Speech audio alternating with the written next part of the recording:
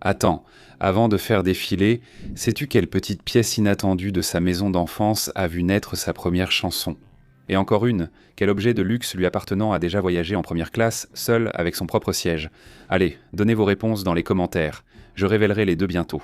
Bienvenue dans The Verst, Masters of Music. Je suis Dick Carlson.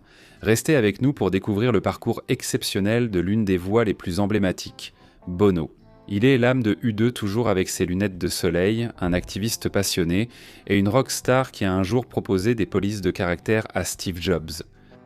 Mais pour vraiment comprendre comment Paul Hewson est devenu Bono, il faut revenir là où tout a commencé. Né le 10 mai 1960 à Finglas, Dublin, Paul David Hewson a grandi dans une maison marquée par de discrètes contradictions. Son père, Brendan, était facteur et catholique fervent, et sa mère, Iris, était protestante, chaleureuse mais épuisée par les pressions de la vie. Ensemble, ils ont élevé Bono et son frère aîné dans une petite maison de 2 chambres sur Cedarwood Road.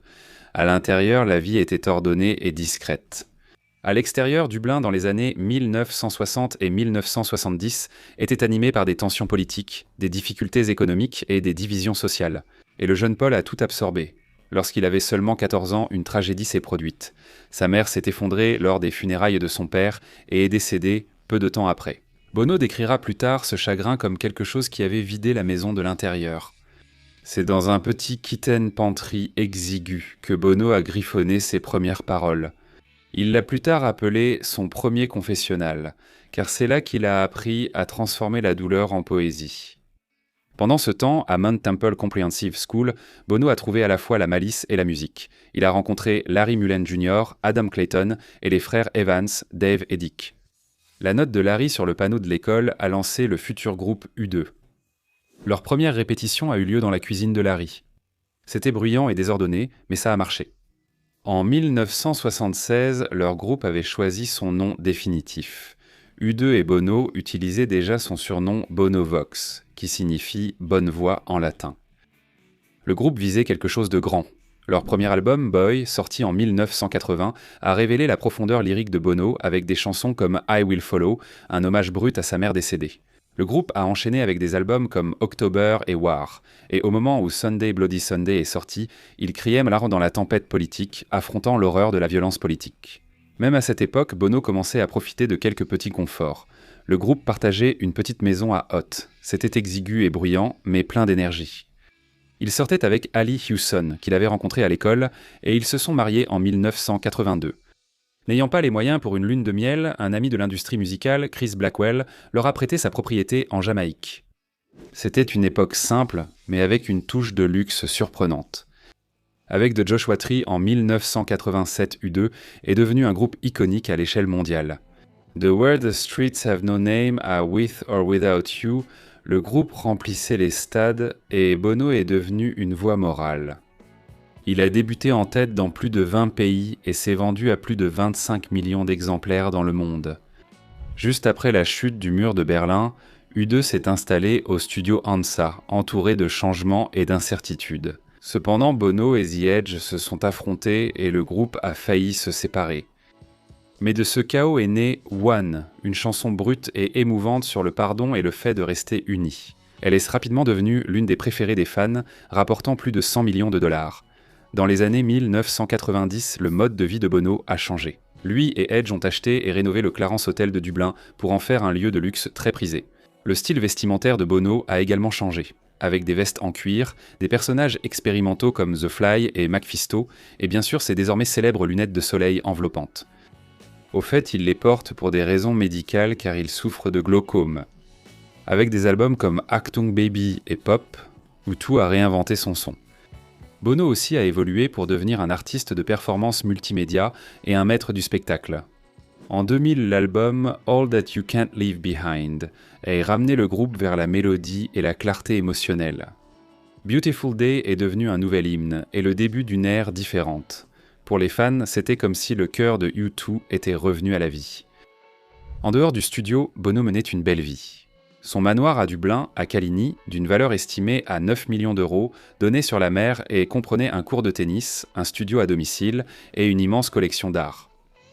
Il a également acheté une villa sur la Côte d'Azur à Aise-sur-Mer, probablement estimée entre 2 et 3 millions d'euros, ainsi qu'un penthouse de 14,5 millions de dollars dans l'immeuble Sanremo à Manhattan, où ses voisins comprenaient Steve Jobs et Dustin Hoffman. Aujourd'hui, la fortune personnelle de Bono est estimée à environ 700 millions de dollars. Il voyage souvent à bord de ses jets privés personnels. Il a même envoyé son chapeau préféré en Italie en première classe, sur un siège réservé. Cela peut paraître exagéré, mais montre combien il soigne son image. Au cœur de la célébrité, la femme de Bono, Ali, l'a gardé les pieds sur terre. Ensemble, ils ont élevé 4 enfants ensemble. Leurs prénoms sont Jordan, Eve, qui est devenue une actrice à succès, Elijah, le chanteur principal du groupe Inhaler, et leur plus jeune, John. Bono a passé des années en tournée dans le monde entier et à défendre de grandes causes, ce qui l'a privé de la vie, de famille au quotidien. Il a admis que certains de ses plus grands regrets étaient de manquer les petits moments simples, comme aller chercher les enfants à l'école ou simplement traîner un dimanche.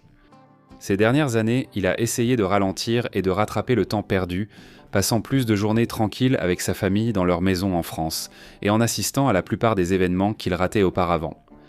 Beaucoup connaissent de Bono comme rockstar et militant, mais il a aussi prouvé son sens aigu des affaires. En 2004, il a cofondé Elevation Partners, une société d'investissement privée. L'un de leurs premiers grands coups a été d'acheter une participation dans une petite entreprise appelée Facebook, des années avant son introduction en bourse. Lorsque Facebook a explosé, cet investissement aurait rapporté environ 90 millions de dollars, montrant que Bono n'était pas seulement créatif sur scène. Il savait aussi tirer habilement son épingle du jeu dans la Silicon Valley. Il poursuivait en parallèle sa lutte pour un changement mondial. Il a contribué à lancer One, une organisation à but non lucratif qui lutte contre la pauvreté et les maladies évitables, ainsi que Red, une marque collaborant avec des entreprises comme Apple et Nike pour collecter des fonds contre le VIH et le sida en Afrique. Grâce à ses efforts, Red a récolté plus de 700 millions de dollars. Bono a utilisé sa notoriété pour s'exprimer et accéder aux lieux de décision, rencontrant présidents, PDG et dirigeants mondiaux pour provoquer un vrai changement. En 2006, lorsque Apple a rejoint la campagne Red de Bono contre le VIH en lançant un iPod Red en édition spéciale, quelque chose de drôle mais d'inattendu s'est produit. À un moment, Bono s'est impliqué dans la création, donnant même à Steve Jobs des retours sur les polices et le style visuel utilisé par Apple dans leur marketing. Steve Jobs, connu pour être extrêmement pointilleux sur le design, a en fait pris les remarques de Bono très au sérieux. Cela peut sembler étrange, mais cela montre à quel point Bono se souciait du message et de la présentation, et comment il pouvait tenir tête à l'une des personnalités les plus exigeantes de la tech. Au fil du temps, les distinctions ont afflué pour Bono, comme le titre de personnalité de l'année du Time, un titre de chevalier honoraire de la Reine, la Légion d'honneur française, et plus de 20 prix humanitaires sur 5 continents. Le poète rebelle de Dublin est devenu diplomate du rock. Puis, après le 11 septembre, le monde a été bouleversé. Et soudain, la musique de U2, pleine d'espoir et de lumière, a eu un tout autre impact. Lors du spectacle de la mi-temps du Super Bowl 2002, U2 a joué pendant que les noms des victimes défilaient vers les cieux. À la fin, Bono a ouvert sa veste pour révéler un drapeau américain cousu à l'intérieur. C'est l'un des moments les plus émouvants de l'histoire de la télévision en direct. Plus tard, en 2009, U2 a lancé sa gigantesque tournée 360, un spectacle qui a battu des records et est devenu la tournée de concert la plus lucrative de tous les temps. La scène, immense et futuriste, fut surnommée The Claw. On se croyait dans un vaisseau spatial plutôt que dans une salle de concert, chaque fan se sentant au centre. Les chiffres impressionnaient Andy. Plus de 7 millions de billets vendus et plus de 730 millions de dollars de recettes brutes, faisant de cette tournée la plus lucrative de tous les temps. À ce stade, la vie de Bono avait pris une dimension presque légendaire. En dehors de la scène, Bono est étonnamment discret et a des habitudes intéressantes. Il a toujours été un oiseau de nuit, écrivant souvent tard dans un carnet en cuir avec une bouteille de Coca Light, sa boisson favorite. Il est aussi artiste visuel. Bono dessine en permanence, que ce soit sur des blocs-notes d'hôtel, des photographies ou même des iPads. Ses dessins sont bruts et chargés d'émotions, mélangeant souvent des mots et des images. Certaines de ses œuvres ont été publiées dans des magazines ou vendues au profit de projets caritatifs. Côté forme, Bono fait régulièrement du vélo, surtout près de chez lui à Caligny, même si un grave accident de vélo en 2014 lui a laissé de multiples blessures et des plaques en titane dans le bras. Pourtant, il a persévéré. Il joue également au tennis chez lui lorsqu'il n'est pas en tournée. Bien que star du rock, Bono ne met pas en avant ses moments de détente. Il aime les dîners calmes, lire et passer du temps avec ses proches. Bien qu'il ne soit pas connu pour cuisiner, il adore la cuisine italienne, surtout les pâtes et le vin rouge. Mais avec modération, car il a déjà dit qu'un excès d'alcool lui tournait la tête. Et Bono a un faible pour les voitures rapides et élégantes, mais il ne conduit pas beaucoup lui-même.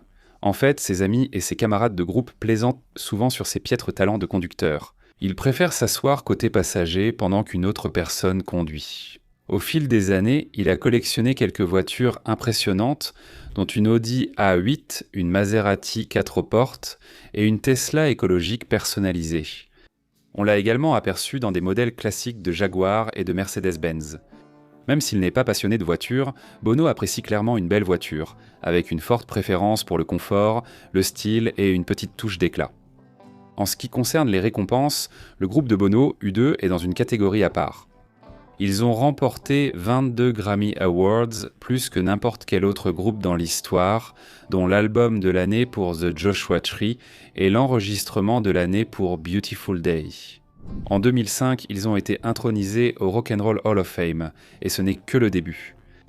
Ajoutez les Golden Globes, les Brit Awards et une longue liste de distinctions internationales, et il est clair qu'ils sont légendaires. Même aujourd'hui, Bono ne ralentit pas. En 2022, il a publié des mémoires intitulées Surrender et un album nommé One Story. Il est également apparu dans un documentaire spécial avec David Letterman, intitulé A Sort of Homecoming, où ils se sont promenés dans les rues de Dublin, ont visité les endroits où Bono a grandi et ont joué des versions live des chansons emblématiques de U2. Il a été réalisé par le cinéaste primé aux Oscars, Morgan Neville. Alors que la plupart des gens prennent leur retraite à 65 ans, ce n'est pas le cas de Bono. Il est toujours très actif au sein de U2 et a exprimé son intention de continuer à faire de la musique avec le groupe. Il a déclaré dans des interviews qu'il sent qu'il lui reste encore du travail à accomplir et qu'il y a des chansons qu'il n'a pas encore écrites. Son emploi du temps reste chargé entre répétitions, enregistrements, activisme mondial et réunions importantes. Même aujourd'hui, il voyage entre les continents, poursuivant à la fois la musique et les causes avec la même urgence qu'il avait il y a des décennies. Au fil des décennies, Bono a été aimé et moqué, loué et parodié.